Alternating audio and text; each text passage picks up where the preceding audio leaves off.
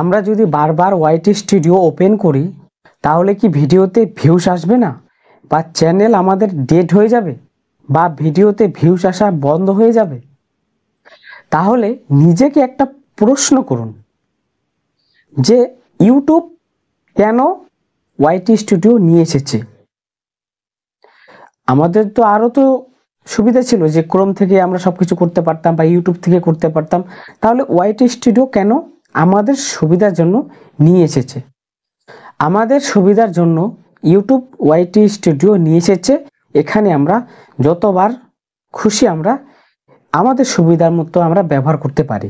এবার ধরে না যে যাদের নতুন চ্যানেল, যেমন আমার কিন্তু ইচ্ছে হয় যে একটু দেখি কোন ভিডিওতে কত ভিউস এসছে বা কত লাইক কমেন্ট এই সমস্ত কিছু।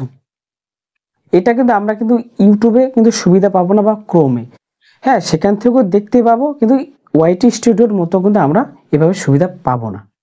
এবার আমরা দেখে নেব যে ভিডিওতে কেন ভিউ আসছে না। চ্যানেলের ভিউ আসে বা একটি চ্যানেল গ্রো হয় ইউটিউব অ্যালগরিদমের মাধ্যমে। হ্যাঁ, একটা সময় থাকে যে কখনো চ্যানেল মানে একটু ভিউ কম আসে, বা এই সময়টাকে আমাদেরকে কিছু খারাপ ভাবলে হবে না, বা আমাদেরকে বসে থাকলে হবে না, আমাদের কাজ আমাদেরকে করে যেতে হবে। যখন ইউটিউব সমস্ত কিছু এই যে অ্যালগরিদম যে কাজ করে, এক সময় দেখবেন যে অটোমেটিক ভিউ আসা শুরু হয়ে যাবে। এটা নিয়ে কোনো ভাবার বা টেনশন করার বিষয় নয়।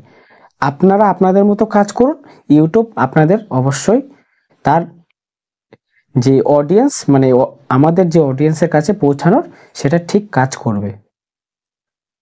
তো চলো বন্ধুরা, দেখা হবে আবার পরের ভিডিওতে।